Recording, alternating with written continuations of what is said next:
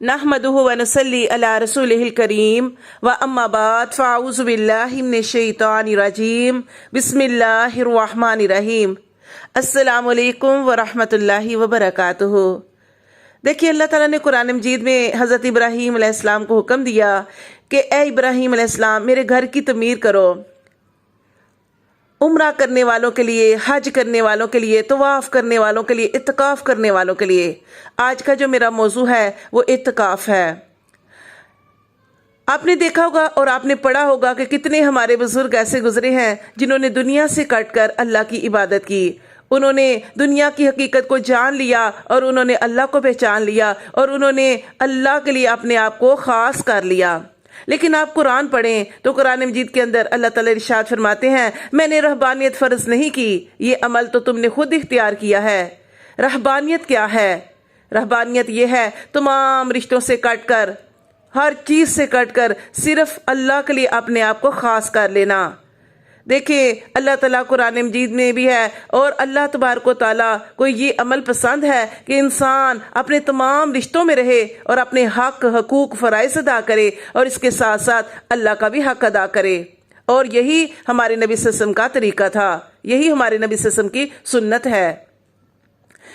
اللہ کو یہ عبادت بڑی پسند ہے کہ انسان اپنے فرائض ادا کرے اور ساتھ ساتھ اللہ کو یاد کرے۔ حضرت اویس کرنی رحمۃ اللہ علیہ، وہ نبی صلی اللہ علیہ وآلہ وسلم سے بہت محبت کرتے تھے، مگر آپ صلی اللہ علیہ وآلہ وسلم سے ملنے نہیں آ سکے۔ آپ صلی اللہ علیہ وآلہ وسلم بھی ان کا ذکر فرماتے تھے۔ صحابہ کرام رضی اللہ تعالیٰ عنہ عرض کرتے، اللہ کے رسول، یمن اتنی دور تو نہیں کہ حضرت اویس آپ سے ملنے نہیں آتے؟ آپ صلی اللہ علیہ وآلہ وسلم نے ارشاد فرمایا کہ وہ اپنی والدہ کی وجہ سے نہیں آ سکتے کہ ان کی والدہ بوڑھی ہیں اور نبینہ ہیں اور ان کے اوپر ان کی والدہ کی خدمت فرض ہے۔ تو اس سے میں یہ پتہ چلتا ہے کہ دیکھیں کتنی محبت کرتے تھے حضرت اویس کرنی، لیکن اپنی والدہ کی وجہ سے، اپنے فرض کی وجہ سے وہ ملنے نہیں آ سکے۔ تو اس سے میں یہ پتہ چلتا ہے کہ ہمارے اوپر جو فرائض ہیں، جو ذمہ داریاں ہیں، ان کو ادا کرنا ہمارے اوپر جو ہے فرض ہے اور ان کو ادا کرنا بہت ضروری ہے۔ اعتکاف کیا ہے؟ اعتکاف نبی صلی اللہ علیہ وآلہ وسلم کی سنت ہے۔ آپ صلی اللہ علیہ وآلہ وسلم نے آخری عشرے میں اعتکاف کیا۔ آپ صلی اللہ علیہ وآلہ وسلم نے پورے مہینے کا بھی اعتکاف کیا لیلۃ القدر کی تلاش میں۔ آپ صلی اللہ علیہ وآلہ وسلم نے پہلے عشرے کا اعتکاف کیا، آپ کو لیلۃ القدر نہیں ملی، پھر دوسرے عشرے میں اعتکاف کیا، پھر بھی آپ کو بتایا گیا جبرائیل علیہ السلام کے ذریعے کہ لیلۃ القدر کو آخری عشرے میں تلاش کیا جائے۔ پھر آپ صلی اللہ علیہ وآلہ وسلم نے آخری عشرے میں اعتکاف کیا اور ہمیں بھی یہ حکم دیا کہ لیلۃ القدر کو آخری عشرے میں تلاش کیا جائے، اور پھر یہ بھی بتا دیا کہ نہ صرف 10 راتوں میں بلکہ 5 طاق راتوں میں اس کو تلاش کیا جائے۔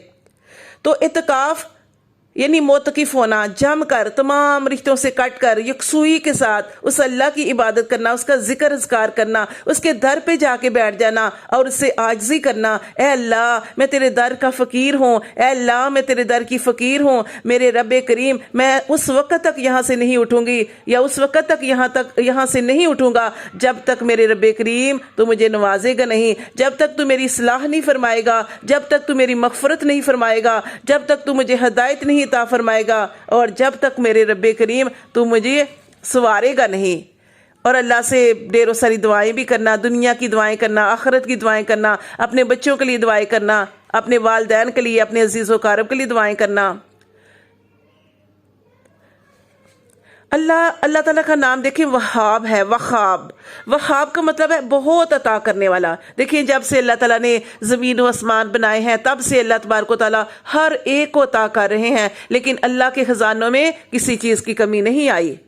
اللہ بہت عطا کرنے والے ہیں، تمام اختیارات کا مالک وہ ہمارا رب ہی ہے جو اللہ ہمیں ہر چیز عطا فرما رہا ہے۔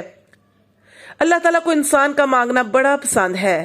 حدیث کا مفہوم ہے کہ اللہ تعالیٰ فرماتے ہیں جو مجھ سے نہیں مانگتا میں اس سے ناراض ہوتا ہوں، یعنی اللہ کو انسان کا مانگنا بڑا پسند ہے کہ انسان اپنی ہر حاجت اللہ کے سامنے رکھے۔ نبی صلی اللہ علیہ وسلم کی حدیث کا مفہوم ہے، آپ ارشاد فرماتے ہیں کہ میرا جوتی کا تسمہ بھی ٹوٹ جائے تو میں اپنے رب سے مانگتا ہوں۔ تو ہمیں یہ بھی پتہ چلتا ہے کہ ہمیں ہر حاجت کو اپنے رب کے سامنے رکھنا چاہیے، اپنے رب سے ہی دعا کرنی چاہیے، اپنے رب سے ہی مانگنا چاہیے۔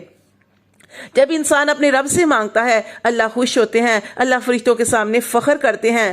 جب انسان روتا ہے، اپنی دعاؤں کو اللہ کے سامنے رکھتا ہے، اللہ کو پکارتا ہے اور اللہ سے رو رو کے عاجزی کرتا ہے، اپنے گناہوں کی معافی مانگتا ہے، اللہ کو پکارتا ہے اور آئندہ گناہ کو نہ کرنے کا پکا ارادہ کرتا ہے، تو اللہ تبارک و تعالیٰ اسے معاف فرما دیتے ہیں، اس کی بخشش فرما دیتے ہیں، اس کی دعاؤں کو قبول فرماتے ہیں، کیونکہ اللہ کو انسان کا مانگنا بڑا پسند ہے۔ اللہ فرشتوں کے سامنے فخر کرتے ہیں، دیکھو اس کو پتہ ہے اس کا کوئی رب ہے اور یہ اپنے رب سے مانگ رہا ہے۔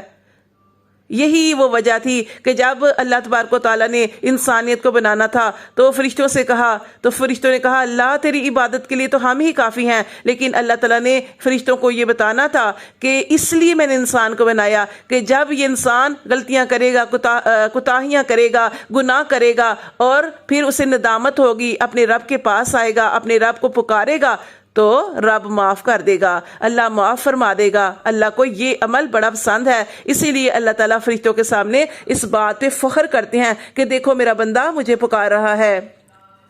دیکھیں اعتکاف کی فضیلت کیا ہے۔ نبی صلی اللہ علیہ وآلہ وسلم کی حدیث کا مفہوم ہے کہ اعتکاف، جو شخص بھی اعتکاف کرتا ہے اللہ تبارک و تعالیٰ اسے 2 عمروں اور 2 حج کا ثواب عطا فرماتے ہیں۔ ایک اور حدیث میں نبی صلی اللہ علیہ وآلہ وسلم نے ارشاد فرمایا کہ ایک دن کا اعتکاف انسان کو جہنم، یعنی انسان اور جہنم کے بیچ ایک خندق کھود دیتا ہے، اور وہ خندق ہزاروں سال کی مسافت تک طے نہیں ہوتی۔ تو ایک دن کا اعتکاف بھی ہو سکتا ہے، لیکن 3 دن کا اعتکاف جو ہے وہ بھی کر سکتے ہیں، اور اس کے علاوہ 10 دن کا اعتکاف نبی صلی اللہ علیہ وسلم کی سنت ہے۔